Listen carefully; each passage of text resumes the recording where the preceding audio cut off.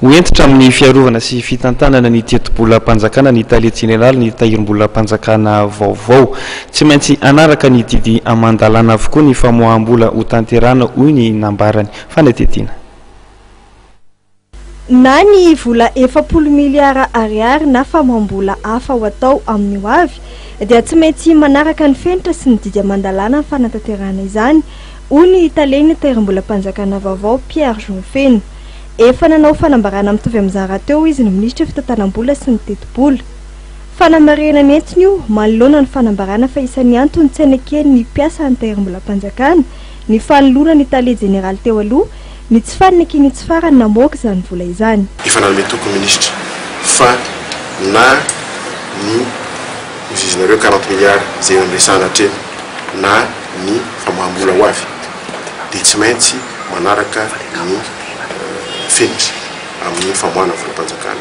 Za manokana moa talohan'ny tantana voatendry tantana anty tahirim-bola-panjakana tia dia nisahana ny audit interne tato anatin'ny ministère fitantanam-bola sy teti-bola anak'Andriamaso ho an'ny audit interne ny fanarahana ny procédure rehefa tanteraka ny asa atao fanjakana dia hoentitra kokoa noho ny tanenoa raha ny tenako manokana sy repiaranasa ampikireto amin'ny fanajana ny didy amandalana eo amin'ny fanatanterahana sy fikirakirana vola-panjakana. Vonina ifampiresaka amin'ny sindika ny mpiasa ny tahirim-bola-panjakana ny tenany mba hitadiavana vahaolana miankina amin'izy ireo izy ny fampandehanana ny asa rehetra izay tanterahana eo anivon'ny tahirim-bola-panjakana toy ny fikarakarana ny volana fitrondronoana sy ny karama ny mpiasa-panjakana.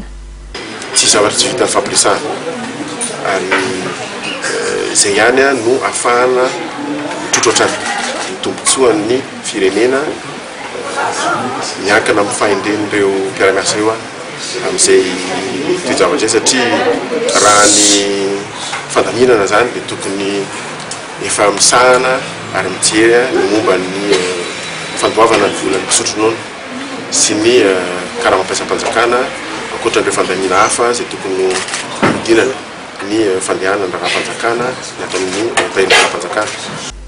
Totosa io atoandro io tamin'ny 12 ora sasany famindram-pahefana teo amin'ny talia jeneraly vaovao ity sy ny talia jeneraly teo aloha.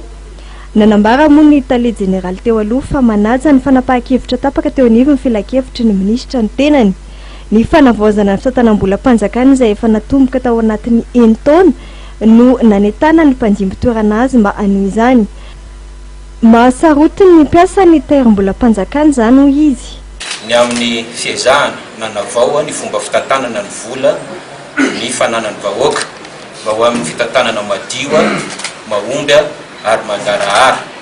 Teo ihany koa ny fiatrehana ny krizy izay naharitra 5 taona tsy nisy ny fanampiana avy any ivelany tsy nisy ary ny dinan'ny vola miditra anatiny teto amin'ny firenena nefa dia nizotra lamina somatsara ihany ary voaloha amin'ny atsaka sy andavana ara-potoana ny vola izay tokony olaniny ny fanjakana rehetra zany tao anatin'izay. Ezaka makadiry zany ataoko fa tsy very anjambany.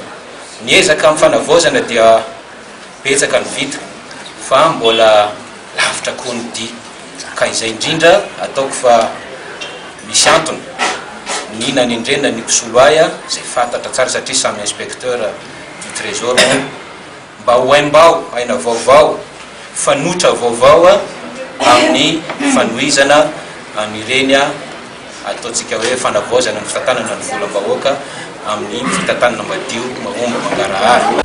Nanome tokony mpandimby toerana azy Orlando Robomanana fa vonina ny anolotra torohevitra entina tsarana ny tahirim-bola-panjakana.